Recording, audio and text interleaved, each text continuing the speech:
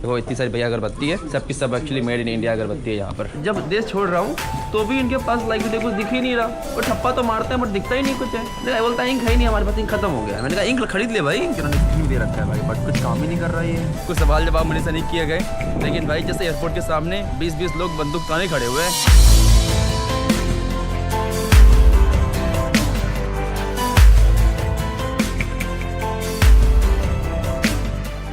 Good evening guys and welcome back to the channel. तो कैसे हो आप लोग? एक वापस आने पर आपका स्वागत करता हूँ भाई। फिलहाल इस वक्त मैं हूँ प्राया में, the capital of cap Varde. Super market भी यहाँ पे नाइस, ये सुपर मार्केट। और भाई मुझे काफ़ी ज़ोरों से नींद आ रही है, तो मैं लेने वाला हूँ एक एनर्जी ड्रिंक। अच्छा दिख रहा है सुपर मार्केट ना। तो भाई यहाँ के हम लोग सिटी सेंटर की तरफ आ चुके हैं। मैं रेड बुल पी रहा हूँ कि भाई नींद बहुत जोर से आ रही है, ये जो जेट लैग मेरे को हिट कर रहा है ना। बट यहाँ पे ये हिसाब किताब है, छोटा सा पार्क है शहर के बीचों बीच, तो उसी पार्क में फिलहाल मैं घूम रहा हूँ। एक बार मैंने यहाँ पे नोटिस किया, हालांकि ये ज्योग्राफिकली अफ्रीका का पार्ट है, राइट। अफ्रीका में टोटल 54 कंट्रीज है, उसमें से कैपे वर्दे भी आता है। लेकिन अगर आप हिस्टोरिकली या तो फिर कल्चरली बोलो तो आप काइंड ऑफ ऐसा फील करोगे कि थोड़ा ब्राज़ील की तरह दिखता है, थोड़ा पुर्तगाल की तरह है। पुर्तगीज कॉलोनी थी तो पुर्तगाल की तरह दिखना बनता है ही, लेकिन है ही।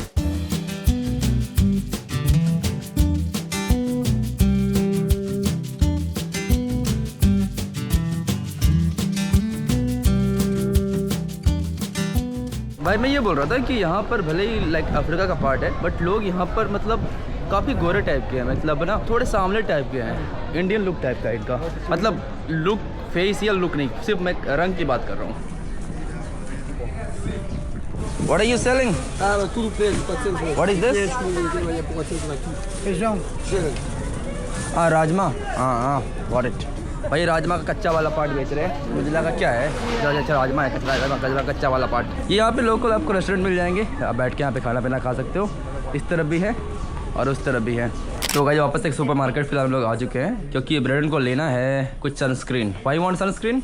गोरा दैट्स ऑल या। तो यहाँ पे बहुत सारे एक्चुअली अगरबत्ती भी देखने को मिल गई है। देखो इतनी सारी भैया अगरबत्ती है, सबकी सब एक्चुअली मेड इन इंडिया अगरबत्ती है यहाँ पर। कैफे वर्दे की ना बहुत सारे आइलैंड्स हैं, लेकिन जिस हम लोग आइलैंड में है वो एक्चुअली कैपिटल है, इसे कहते हैं सैंटियागो आइलैंड। तो ये इसकी कैपिटल है प्राया, तो इसी आइलैंड पे बसा हुआ है इसकी कैपिटल। लेकिन यहाँ पर उतने टूरिस्ट नहीं आते कंपेयर टू अदर आइलैंड, क्योंकि अदर आइलैंड ज़्यादा टूरिस्टी और ज़्यादा लाइक बीच फ्रेंडली है, वहाँ पर ब्लू वाटर्स हैं। तो यहाँ पर मोस्टली जो टूरिज्म है यहाँ पे ये है यूरोपियन टूरिज्म। यूरोप से टूरिज्म काफ़ी है, स्पेशली पुर्तगाल से काफ़ी लोग आते हैं, क्योंकि ये पुर्तगीज़ कॉलोनी हुआ करती थी, इसलिए पुर्तगीज़ लोग ज़्यादा बोलते हैं। एक बार भाई मैंने नोटिस और किया है, जब मैं इंडिया में ट्रैवल करता हूँ ना, तो मुझे ज़्यादा ब्रिटिश लोग मिलते हैं, राइट, ब्रिटिश ट्रैवलर मिलते हैं। जो कि मैं हॉस्टल में था दिल्ली वगैरह में, तो भाई मतलब आधे लोग तो मुझे ब्रिटिश ही दिख रहे थे। तो मुझे लगता है कि जो ब्रिटिश ट्रैवलर है इंडिया में ट्रैवल ज़्यादा करना पसंद करते हैं कंपेयर टू अमेरिकन, क्योंकि ब्रिटिश मतलब जो गोरे लोग हैं, मतलब जो रियल जो हम इंडिया में बोलते हैं गोरे ना, जो गोरे हैं उनको देखना है कि हमारे जो परदादा दादा ने इंडिया में क्या करके गए हैं। तो इसी वजह से यहाँ पर भी बहुत सारे लोग आते हैं, स्पेशली पुर्तगाल से, ब्राज़ील से, इस देश में घूमने के लिए। भाई ये देखो बिल्डिंग्स मुझे काफ़ी रिमाइंड करा रहा है कि कहीं ना कहीं मैं कैरेबियन कंट्री में हूँ, क्योंकि कैरेबियन कंट्रीज में भी ना बिल्डिंग्स इतनी ब्यूटीफुल होती थी और कलरफुल होती थी। तो ये भी सेम हिसाब किताब है। लिटरली वेस्ट इंडीज सीरीज के बाद आपको ऐसा लग रहा होगा कि कहीं मैं वापस से वेस्ट इंडीज में तो ट्रैवल नहीं कर रहा। भाई नहीं, वेस्ट इंडीज नहीं है, ये एक्चुअली है अफ्रीका ही, बट थोड़ा सा ये आइलैंड कंट्री है, तो उसकी वजह से थोड़ा सा ऐसा फील हो रहा कि हम वेस्ट इंडीज़ में हैं। काफ़ी मस्त सनसेट होने वाला है फिलहाल अभी। हालांकि यहाँ पे सिर्फ मैं ट्रांजिट कर रहा हूँ, क्योंकि मेरी कल की फ़्लाइट है सेनेगल की। तो रियल जो ट्रिप स्टार्ट होने वाला है वो सेनेगल से स्टार्ट होगा। कैपे वर्दे तो सिर्फ एक ट्रांजिट में सस्ती फ्लाइट मिल रही थी, तो हम लोग इधर आ गए थे कैपे वर्दे, क्योंकि ये था पुर्तगाल में इसलिए ये आ गया, और मैं था अमेरिका में, तब क्या सस्ती फ्लाइट मिल रही थी हमें। भाई ये गाड़ी फ्यूनल वाली गाड़ी है। डर गया तो क्या हो गया, आज कितने खुला है। अच्छा तो वहाँ पे लाश रखी जाती है, फ्यूनल गाड़ी है यहाँ पे। ब्यूटीफुल बिल्डिंग्स या रियो की भाई फ्लाइट चलती है डायरेक्ट, क्योंकि ऑफकोर्स दोनों पुर्तगीज कॉलोनी थी, इसकी वजह से। तो भाई सेंटर के बीचों बीच यहाँ पे एक पार्क है, एओ एंटोनियो लेरेनो, पता नहीं कौन है भाई, लेकिन कोई तो है। और यहाँ पे इस तरह के छोटे छोटे पॉपकॉर्न ले सकते हो। Excuse me, how much for this popcorn? 20 only one. तो गाइज फिलहाल हम लोग चल ही रहे हैं। पॉपकॉर्न खाने के बाद अच्छा लग रहा है, लेकिन भूख बड़ी जोरों से लग गई है, तो पॉपकॉर्न से काम नहीं चलने वाला है, तो कोई रेस्टोरेंट ढूंढना पड़ेगा। ये कुछ यहाँ की स्ट्रीट है भाई, मतलब ठीक ठाक शहर है, छोटा सा शहर है, कोई खासा बड़ा नहीं है। और यहाँ का ये है प्रेसिडेंशियल पैलेस, काफ़ी मस्त सनसेट हो रहा है ना, तो जो कलर भी उन्होंने सन टाइप का कर रखा है, तो एकदम चमक आ रही है ना प्रेसिडेंशियल पैलेस से। हालांकि यहाँ भाई साहब बंदूक लेके खड़े हैं, पर रिकॉर्ड करने पर मनाही होगी यहाँ पर। ये एक लोकल पार्क है। तो गाइस ये सिटी ना मुझे काफ़ी खूबसूरत लगी, जरा दिखाता हूँ आपको। मैं सबसे ऊपर वाले पोर्शन पे आ गया हूँ। ये देखो भाई नज़ारा, वाह। इस तरफ हो रहा है कहीं सनसेट, इस तरफ बिल्डिंग्स है, यहाँ तक स्टेडियम दिख रहा है, फुटबॉल का स्टेडियम, और ये नीचे रोड है, और इस तरफ भाई ओशन व्यू, और यहाँ पे एक स्टैचू बनी हुई है। काफ़ी ब्यूटीफुल दिख रहा है ये ना जो नज़ारा है। मैं एकदम सबसे ऊपर वाले पोर्शन में खड़ा होगा, धक्का मार मारा न्यूयॉर्क मेट्रो की तरह। I say don't push me like New York metro guy. भाई कुछ दिन पहले न्यूयॉर्क में था भाई मैं, एक बंदे ने धक्का मार दिया दूसरे बंदे को, मर गया बंदा। I think he didn't die right, he is alive. Do you want to test if you'll No, not with me. You can do with the Americans, not with Indians. चलो भाई। भाई एक स्टैचू है यहाँ पर। This is the statue of a guy we have no idea who he is. भाई कौन है हमें नहीं पता, हमने इनसे पूछा है, इनको एक्चुअली नहीं पता है। अच्छा यहाँ पे मुझे नाम दिखा तो रही है, जोआक्विम Koriya from कैपे Varde. He is very famous. इनको पता ही नहीं है, कोई बात नहीं। Good man, I hope so. अच्छा 1936 में ये स्टैचू बनी है, तो फिर इनका जन्म हुआ है, पता नहीं क्या है, लेकिन 1936 तो लिखा हुआ है यहाँ पर। और ये दिख रही है कुछ ऐसी स्टैचू, और स्टैचू के साथ साथ ही ये मस्त सा दिख रहा है ओशन व्यू, और वो सामने लगी है क्रूज एक। भाई ये सनसेट देखने के बाद हम लोग यहाँ पे आ गए हैं। काफ़ी हिस्टोरिकल सिटी लग रही है ना ये, लेकिन यहीं पर एक टैंक लगा रखा है, टैंक तो नहीं, मिलिट्री व्हीकल है यहाँ पे, और ये कुछ ऐसा दिख रहा है यहाँ पे नज़ारा, काफ़ी खूबसूरत। और बिल्डिंग का जो कलर कम्बिनेशन है ना मुझे काफ़ी बेटर लगा। और भाई सनसेट के साथ साथ यहाँ पर ये है एक प्लेस, बच्चों के खेलने के लिए जगह है यहाँ पर। Hi guys, how you doing? ओ ये प्लेस थोड़ा सा यहाँ पे बिजी लग रहा है, प्रोबेबली बहुत अच्छा खाना होगा यहाँ पे मेरे हिसाब से ना, स्मेल भी अच्छी आ रही है, मस्त लग रहा है ये वाला देखना प्लेस ना। अच्छा लोगों की भीड़ भी लगी हुई है भाई, प्रोबेबली आई थिंक बहुत अच्छा खाना होना चाहिए यहाँ पे, बट पता नहीं क्या है ये खाने में ना। बीफ लग रहा है यार, आटा वो तो नहीं खाऊंगा मैं।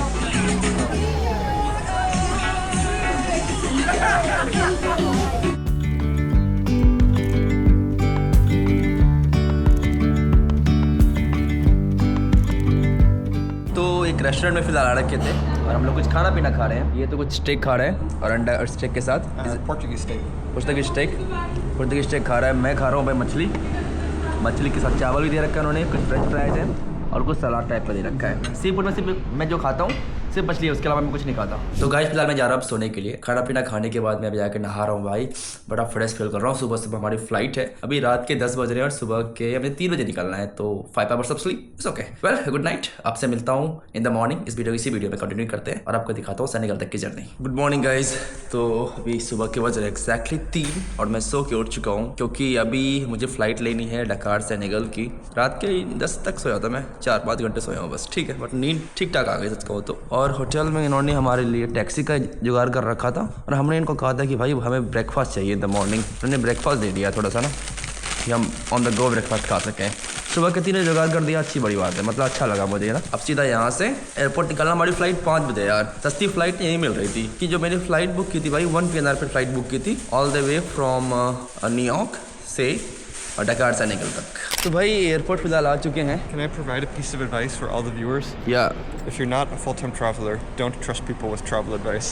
भाई हमारे होटल वाले बंदे, पता है बंदे ने क्या कहा, अरे ये इसका एयरलाइन है, 3 घंटे पहले पहुंच जाओ, 3 घंटे पहले पहुंच जाओ, 3 आवर्स बिफोर। भाई पहले आ गए, 3 घंटे कोई है ही नहीं, हम ही बचे Now हैं। you're seeing the most populated version. When we showed up, there was 4 people, 2 people. कोई बात नहीं, क्या कर सकते हैं भाई, चलो ठीक है, 2-3 लोग गए यहाँ पे। तो गाइस सब कुछ स्मूथ और बढ़िया रहा। अब मैं निकल रहा हूँ यहाँ से डकार के लिए। एक बात मैं बोलना चाहूँगा भाई कैफे बर्थडे वाले लोगों को, भाई स्टाम्प के पैसे नहीं तो ले मेरे से यार, इंक है ही नहीं। He's still mad about the stamp. इसलिए भाई लाइक इंक है नहीं इनके पास। जब देश छोड़ रहा हूँ तो भी इनके पास लाइक टुडे कुछ दिख ही नहीं रहा, वो ठप्पा तो मारते हैं बट दिखता ही नहीं कुछ है। नहीं बोलता इंक है ही नहीं हमारे पास, इंक खत्म हो गया। मैंने कहा इंक खरीद ले भाई, इंक खरीद ले ना। Ask them for a better stamp. नहीं अराइवल में स्टाम्प है ना, डिपार्चर में स्टाम्प लगा। मैंने स्टाम्प तो मारा है भाई उन्होंने, कुछ दिखता ही नहीं है लेकिन उधर। तो मैंने फ़्लाइट फ़िलहाल अभी बोर्ड कर ली है। ए स्काई एयरलाइन है ये, एक्चुअली वेस्ट अफ्रीका में काफ़ी ये पॉपुलर और फेमस एयरलाइन है। हालांकि उन्होंने स्क्रीन भी दे रखा है भाई, बट कुछ काम ही नहीं कर रहा है ये। खुल जा, कुछ नहीं है भाई, बड़ी स्क्रीन तो दे रखी है बट काम नहीं कर रहा। मैंने एक्चुअली ब्लैंकेट मांगा तो मुझे एक ब्लैंकेट मिल गया है। काइंड ऑफ लाइक ये इथियोपियन एयरलाइन का मुझे सब्सिडरी कंपनी लग रही है, क्योंकि ऊपर भी लिखा हुआ था कि दिस एयरक्राफ्ट जो है ना वो ऑन किया गया है इथियोपियन एयरलाइन से। तो ये सीन है फिलहाल। अभी बाहर कुछ ऐसा नज़ारा है, सुबह के एक्चुअली 5 बज रहे हैं अभी, और हम लोग 7 AM में पहुँचेंगे डकार। 1 घंटा डकार यहाँ से आगे है। तो यहाँ के टाइम से 6 बजे, बट डकार के टाइम से सुबह के 7 बजे पहुँचेंगे। भाई ये बीच वाला टूटा हुआ है, इसमें भी नहीं है। इसका ऑल्सो ब्रोकन। भाई पानी रखने के लिए ये होल्डर है भाई, पूरा टूटा फूटा एयरलाइन है ये तो। ठीक है, क्या कर सकते हैं। तो guys welcome to Dakar Senegal. आपका मैं स्वागत करता हूँ सेनेगल में। Well guys immigration was pretty breeze, काफ़ी इजी रहा। कुछ क्वेश्चन या भाई मेरे से कुछ सवाल नहीं पूछा भाई। इससे hotel booking you not going. No, what happened is that I was waiting in line and the person next to me doesn't really matter. needed a visa. Doesn't really and the matter. person was explaining like I don't need visa, and it made them very mad. And so they were yelling at her, and then my immigration person started yelling at them, and they created a big problem. So she was all angry. भाई मैं गया, मेरे से पूछा कि क्यों आए हो, मैंने कहा घूमने आया हूँ मैं। अच्छा वेलकम टू सेनेगल, ठप्पा मारा और उसके बाद मैं आ गया इधर। ठीक है, इससे भाई बोलते हैं होटल बुकिंग दिखाओ, ये दिखाओ, वो दिखाओ। पहला बार अब फ़ायदा हो रहा है ना भाई भारतीय पासपोर्ट होने का। कुछ सवाल जवाब मुझे से नहीं किए गए, लेकिन भाई जैसे एयरपोर्ट के सामने 20-20 लोग बंदूक ताने खड़े हुए हैं। ये भाई एयरपोर्ट इंटरनेशनल ब्लेसी डिएगिने, और ये कुछ दिख रहा है ऐसा नज़ारा, काफ़ी मुझे डेवलप कंट्री लगी है। देखो भाई पुलिस वाले बंदूक ताने खड़े हैं और मस्त सनराइज़ हो रहा है इधर। और जो मेरे पीछे आप जो ये मूर्ति देख रहे हो, जो आप स्टैचू देख रहे हो, ये भाई अफ्रीका का सबसे बड़ा स्टैचू है। ये देखो भाई, आपको तो पूरा दिखा भी नहीं सकता मैं क्योंकि पूरा देखेगा भी नहीं, लेकिन ये देखो ऐसे दिख रहा है। फिलहाल अभी आपको नीचे उतरूंगा तो दिखाऊंगा और बताऊंगा स्टैचू के बारे में। इस तरह भाई दुनिया का सबसे जो बड़ा स्टैचू है इंडिया के अंदर है, ये अफ्रीका का सबसे बड़ा स्टैचू है। भाई यहाँ पर कोई इंडियन एम्बेसडर वगैरह आ रखे हैं। देखो भाई सब तस्वीरें खिंचवा रहे हैं उसके साथ ना। यहाँ पे देखो लगा हुआ है प्यारा देश, हमारा देश का फ्लैग, हिंद देश का प्यारा झंडा ऊंचा सदा रहेगा लहराता हुआ। भाई काफ़ी मस्त दिख रहा है ना, प्लेन जा रहा है उसके ऊपर से। ये स्टैचू से वापस से मैं नीचे आ गया, लेकिन सोचा थोड़ा कि मैं आपको बताता हूँ हिस्ट्री, स्टैचू की क्या हिस्ट्री है। वेल भाई ये जो बना था, ये एक्चुअली यहाँ के प्रेसिडेंट 2001 के जो प्रेसिडेंट थे, उनके दिमाग में आइडिया अब आया था कि इस तरह कुछ स्टैचू को बनाना है। देखो भाई इसका जो मेन रीज़न है स्टैचू को बनाने का कि भाई अफ्रीका का रीबर्थ हुआ है। क्यों? क्योंकि भाई अफ्रीका को हमेशा एक्सप्लॉइट किया गया था ब्रिटिश पावर के द्वारा, फ्रेंच पावर के द्वारा, या तो बोल लो यूरोपियन पावर के द्वारा। तो स्लेवरी है, लाइक जो कॉलोनाइजेशन था, वो सबसे ऊपर रीबर्थ हुआ है अफ्रीका का। तो उस सोच के इस चीज़ को बनाया गया था। ये भाई बात करूँ तो जो स्टैचू ऑफ जो लिबर्टी है जो यूएस के अंदर है, उससे भी ऊंचा है ये। तो इस स्टैचू का जो सिंबॉलिक मीनिंग है कि अफ्रीका का पोटेंशियल एंड प्रोग्रेस, या कितनी अफ्रीका के अंदर पोटेंशियल है और कितना प्रोग्रेस है। जब ये स्टैचू बना था तो इसके जो उद्घाटन के लिए बहुत देशों के प्रेसिडेंट आए थे। हालांकि सब स्टैचू की तरफ दुनिया में थोड़ी सी मतलब कंट्रोवर्सी हुई थी। कंट्रोवर्सी का जो भाई मेन रीज़न था कि जिस तरह की नहीं यार कि इंडिया में जो बना था, हमारे जो गुजरात में है one of the biggest statue in the world, तो भाई लोग ये बोल रहे थे कि इंडिया की आर्थिक स्थिति उतनी अच्छी नहीं है, तो इतना पैसा खर्च करना एक स्टैचू के ऊपर सही नहीं है। यही बात यहाँ पर भी लागू होती है। तो यहाँ पर भी इन्होंने कहा था कि इनकी ऐसी कुछ आर्थिक स्थिति नहीं है, तो $27 मिलियन लगाना एक स्टैचू के ऊपर वो ज़्यादा सही नहीं है। जो उसका जो बड़ा रीज़न था जो वो है कि ये जो देश है वो एक मुस्लिम कंट्री है, राइट। 98% यहाँ की जनता जो है वो मुस्लिम है। तो जो स्टैचू बनाया गया है ना, यहाँ के कल्चर को रिप्रेजेंट नहीं करती। क्योंकि अगर आप देखोगे तो भाई सेमी न्यूड मैन है, उसके साथ एक बच्चा है भाई उसके ऊपर, और एक लड़की है, वो भी मान के चलो आप सेमी न्यूड है। तो जो मुस्लिम जो कल्चर है उसको शोकेस नहीं करता। और तीसरी बात कि ये जो अफ्रीकन कल्चर है उसको भी शोकेस नहीं करता। और चौथी बात ये भाई जो बनाया था इन्होंने, ये एक्चुअली नॉर्थ कोरिया की कंपनी थी, right. North Korea, south Korea की नहीं बात कर रहा हूँ, नॉर्थ कोरिया की कंपनी, क्योंकि वो भाई स्टैचू बनाने में माहिर है। वहाँ पे किम उम जोंग का स्टैचू बनते रहता है बड़े बड़े, तो उसकी वजह से यहाँ पे उनके लिए स्टैचू बनाना ईजी है। You know, people should also know about the North Korean statues in Botswana. या सो भाई साहब वो लोग स्टैचू तो बनाते रहते हैं, उनको पता है कि कैसे बनाना है स्टैचू। तो उन्होंने एक नॉर्थ कोरियन कंपनी ने इसका ठेका ले रखा था इस स्टैचू को बनाने का। हालांकि चाहो भाई तो आप इसके ऊपर भी जा सकते हो, बट उसके लिए आपको देने होंगे 10-12 यूरो, मतलब 1000-1200 रुपये आपको देने होंगे ऊपर जाने के लिए। हमने कहा कोई दिक्कत नहीं, नीचे से देख लिया काफ़ी है। ऊपर चढ़ के गए थे वहाँ तक और देख के आ गए। मैंने एक स्टैचू भाई, और बिल्कुल भी यहाँ पे लोग नहीं है। देखने में अच्छा खासा बड़ा आलिशान लग रहा है, और इस पर से जो नज़ारे दिख रहे हैं ऊपर से वो ज़्यादा बेटर लगा मुझे। तो ऊपर जो चढ़ना था पूरा वर्थ था, और साथ ही साथ सारे अफ्रीकन देश का वहाँ पे फ्लैग भी डाल रखा है। ये भाई इंडियन एम्बेसडर है सेनेगल के, देख लो भाई कितनी बढ़िया कार्ड है। ओ भाई साहब, हमारे टैक्स पेयर मनी का इतना बढ़िया कार्ड। तो गाइज वो स्टैचू देखने का तो लोग फिलहाल आ चुके हैं अभी एक मॉस्क को देखने के लिए। ये भाई इसे कहते हैं grand mosque of Medina. I mean जो एरिया है मदीना एरिया में, इसे कहते हैं ग्रैंड मॉस्क ऑफ मदीना। ये जो मिनट से भाई अराउंड 64 मीटर 65 मीटर्स के आसपास ये मिनट से उसकी ऊंचाई है। जो मस्जिद है मतलब one of the most famous मस्जिद है अफ्रीका का। स्पेशली यहाँ पे यार गाम्बिया से लोग ना, जो गाम्बिया में जो मुस्लिम है, यहाँ रोज़ यहाँ पे प्रेयर करने के लिए आते हैं। आज एक्चुअली फ्राइडे का दिन है, तो इसकी वजह से आज काफ़ी बड़ा प्रेयर था। जुम्मे का दिन है तो काफ़ी बड़ा प्रेयर होता है भाई, आपको पता ही होता है। लेकिन ये है भाई यहाँ का मॉस्क।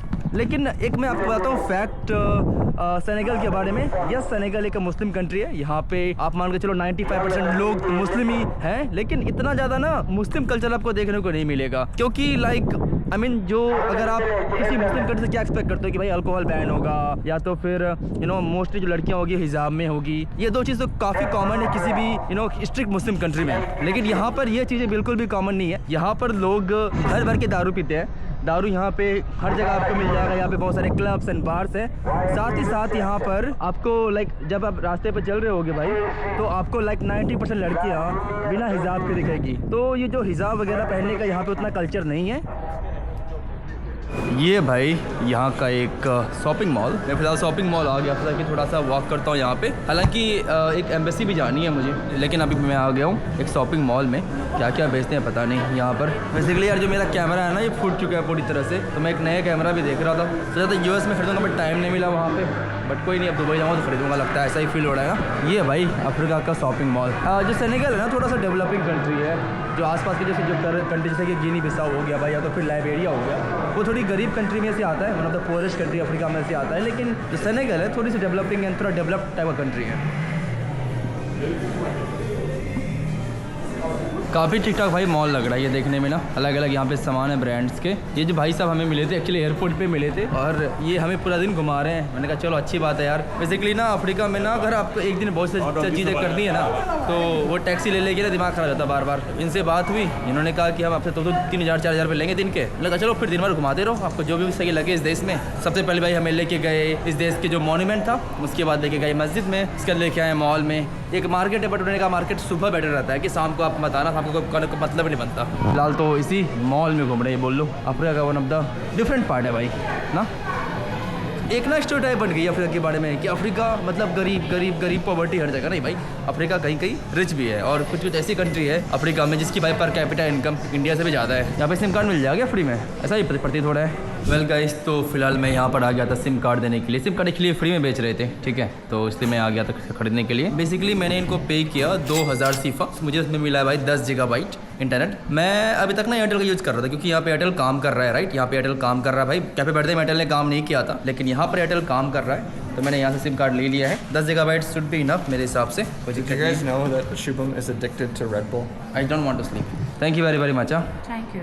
तो गाइस इस वक्त मैं खड़ा हूँ अफ्रीका के सबसे मोस्ट वेस्टर्न पॉइंट पे, राइट, सबसे मोस्ट वेस्टर्न पॉइंट पे खड़ा हूँ। साउथ अफ्रीका में आता है अफ्रीका का सबसे साउदर्न पॉइंट, ये है सबसे वेस्टर्न पॉइंट। प्रोबेबली तुनिशिया में सबसे नॉर्दर्न पॉइंट होगा, या तो फिर मोरक्को में, मैं कभी गया नहीं हूँ। सबसे ईस्टर्न पॉइंट प्रोबेबली मेरे हिसाब से सोमालिया वगैरह में होगा, या तो फिर इरित्रिया में होगा, बट सबसे वेस्टर्न पॉइंट में फिलहाल खड़ा हूँ मैं। ये भाई यहाँ से दिख रहा है हिसाब किताब, लेकिन यहाँ पर आने के लिए थोड़ा सा दिमाग ख़राब हुआ। दिमाग ख़राब क्यों हुआ भाई? लाइक ब्राइब कुछ ज़्यादा नहीं कॉमन है वेस्ट अफ्रीका में यार। मेरा भी शुरू में पहला है, सिक्योरिटी वाला बंदा था, बोलता है अंदर जाना अलाउड नहीं है। मैंने क्यों अलाउड नहीं है? बोलता है ऐसे ही अलाउड नहीं है, सिक्योरिटी रूल है, ये है वो है। मैंने कहा ओके। फिर ब्रेडन भाई कहने लग गया उसको कि आई एम ए जियोलॉजिस्ट, ये हूँ, प्लीज़ जाने दो। कॉलेज प्रोफेसर वाले बोला, मतलब कोई बहाना मार रहा था कि जाने दे उसको, ठीक है। फिर मैं आया डायरेक्टली मुद्दे पे। मैंने मैंने कहा $5 सीधा मैं बोलता हूँ $5। बोलता है $6। मैंने कहा $5 लेट्स गो। भैया यहाँ पे देना होता है ब्राइब, आपको कहीं भी जाना है ना आपको देना होता है ब्राइब। इसलिए भाई वेस्ट अफ्रीका में टूरिस्ट नहीं आते हैं, क्योंकि इनको टूरिस्ट के साथ डील करने आता ही नहीं है। उनको चाहिए ब्राइब, पैसे, और फिर जहाँ जाना जाओ। फिर यही है, यहाँ की एम्बेसी में यही हाल है भाई। एम्बेसी में आप जाओगे किसी का वीज़ा लगवाने के लिए, कहेंगे लगेंगे 10 वर्किंग डेज। मैंने कहा $10 एक्स्ट्रा दे रहा हूँ। अच्छा 1 घंटे में ले जाना, $20 एक्स्ट्रा दे रहा हूँ, खुद से लिख लो वीज़ा अपना। ये है भाई यहाँ पे एम्बेसी में हिसाब किताब ना, और ये है इस देश की रियलिटी। इसलिए यहाँ पे टूरिज्म उतने है नहीं। One of the lowest tourism है इस देश, इन सब कंट्रीज में, वेस्ट अफ्रीका में फिलहाल। चलो ये हो गया बहुत सारा मोनोलॉग मैंने आपको दिया इस देश के बारे में। जरा मैं आपको दिखा देता हूँ ये कंट्री थोड़ी सी दिख रही है। He was just saying that that was the reason why they were making him move the card, is because they knew that if he was not with us, then they would get a bribe out of us. So तो भाई मैंने कहा भाई पैसे यहाँ पे खाते हैं भाई, पैसे खाते हैं यहाँ पे। इनको ना मतलब शॉर्ट काम करके पैसे कमाना है इनको ना, मेहनत करके पैसे नहीं कमाने भाई। चोरी चप्पल लपाटी यही करके। पर ठीक है, अब मैं कौन होता हूँ बोलने वाला, ठीक है। लेकिन ये इंटरेस्टिंग रहा कि ये है पूरे अफ्रीका का, मतलब मेनलैंड अफ्रीका का सबसे वेस्टर्न पार्ट। अगर आप अफ्रीका के वेस्टर्न पार्ट की बात करते हो वो तो केप वर्दे में आता है, क्योंकि केप वर्दे अफ्रीका में ही आता है। from here, this way, Cabo Verde, this way, Azores, and then United States, and actually this way to Morocco. Yeah. Morocco, like inland, and Cape Town.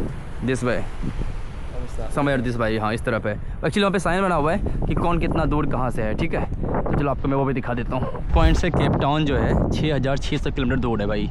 मतलब आप मान के चलो कितना दूर, कितना बड़ा अफ्रीका है यार। केप टाउन जो कि साउदर्न सिटी है भाई अफ्रीका की, वो 6600 किलोमीटर दूर है। बाकी पेरिस यहाँ से नज़दीक है 4200 किलोमीटर यहाँ से actually. Dubai 7600, Sydney 17000 kilometre, Tokyo 13000 kilometre, Azerbaijan 2000 kilometre, London 4075 kilometre, Ottawa. मतलब भाई अगर आप देखो तो 6382 और 6606, मतलब जितना दूर भाई यहाँ से ओटावा है, जितना दूर यहाँ से कनाडा है अफ्रीका से, उससे ज़्यादा दूर भाई साउथ अफ्रीका है, ऑलमोस्ट बराबर है। तो इंटरेस्टिंग लगा मुझे ना। ये पेरिस एक्चुअली नज़दीक है यहाँ से, लंदन भी नज़दीक ही है। तो ये है भाई अफ्रीका, बहुत बड़ा कॉन्टिनेंट है। आप में से काफ़ी लोग पूछते हो कि भाई अफ्रीका क्यों आते रहते हो बार बार। भाई इतना बड़ा कॉन्टिनेंट क्या कर सकता हूँ मैं। 54 कंट्रीज हैं इस देश में भाई, 54 कंट्रीज हैं इस कॉन्टिनेंट में। पता है हमारा जो वर्ल्ड मैप है ना बहुत ही गलत है, क्योंकि वर्ल्ड मैप में ना रशिया बड़ा दिखता है, बहुत ज़्यादा बड़ा दिखता है। ऐसा नहीं बोलो रशिया बड़ा नहीं है भाई, लेकिन अगर आप अफ्रीका से कंपेयर करो तो रशिया अफ्रीका के छोटा है, आधा से भी कम होगा मेरे हिसाब से रशिया अफ्रीका का ना। लेकिन वर्ल्ड मैप पे देखोगे ना तो ऐसा लगेगा कि रशिया तो 5 गुना बड़ा, 2 गुना बड़ा है अफ्रीका से, लेकिन ऐसा नहीं है। जितने भी कंट्री साउदर्न हेमिस्फीयर में आते हैं ना भाई, वो छोटे दिखते हैं, थोड़ा छोटा दिखते हैं, लेकिन वो बहुत बड़ी बड़ी कंट्री है भाई, बड़ी बड़ी कंट्री है, बट छोटे दिखते हैं। क्योंकि जो वर्ल्ड मैप हम जो देखते हैं वो थोड़ा गलत लगता है मुझे, क्योंकि वो कंट्री का ना एक्चुअल साइज रिप्रेजेंट नहीं करता है। वेल एनीवे ये था अफ्रीका का सबसे वेस्टर्न पॉइंट। और भाई यहाँ पे पहले ना होटल हुआ करती थी, इतना बड़ा भाई, यहाँ पे स्विमिंग पूल हुआ करता था ओशन व्यू के साथ, लेकिन सब टूट फूट गया है और कंस्ट्रक्शन वगैरह ऐसे फेंका हुआ है, पता नहीं कोई बनाएगा या नहीं बनाएगा। तो यही हिसाब किताब है भाई, इसलिए यहाँ पे टूरिज्म उतने है नहीं, क्योंकि इनके पास जो थी, जो फ्रेंच पावर्स वगैरह दे के गई थी उनको सही से यूज़ नहीं कर पाए यार। एक चीज़ आप देखना कि चलो एटलीस्ट एक बात मुझे अच्छी लगती है इंडिया की ना, कि ब्रिटिश ने भाई रेलवे दिया, अब रेलवे को काफ़ी डेवलप किया हमने। लेकिन बहुत सारी कंट्री यार उनको रेलवे तो मिला बट उनका कुछ कर ही नहीं पाए। फॉर एग्जाम्पल जिम्बाब्वे, उनको भाई रेलवे तो मिला था बट वो रेलवे ठप हो गई है, रेलवे है ही नहीं वहाँ पे। तो एटलीस्ट इस बात के लिए मैं बताऊंगा इंडिया दम ने बेहतरीन काम किया भाई। ये है भाई यहाँ का स्विमिंग पूल, इतना बड़ा एबंडन स्विमिंग पूल पता नहीं कब देखा था मैंने भाई, पूरा एबंडन पड़ा हुआ है। ये जो आप देख रहे हो पूरा पार्ट होटल का पार्ट हुआ करता था, यहाँ पे बहुत बड़ा होटल हुआ करता था, सब कुछ पड़ा हुआ है। Back in the day, this used to be like one of the best hotels in Senegal, but it's so sad to see it because this could be like a Ritz-Carlton. This is such a beautiful place, but ये देखो भाई कितना बड़ा swimming pool है, देख रहे हो कितना बड़ा स्विमिंग पूल है भाई, ऐसे ही बंद पड़ा हुआ है, एबंडन बोलो, एबंडन पड़ा हुआ है।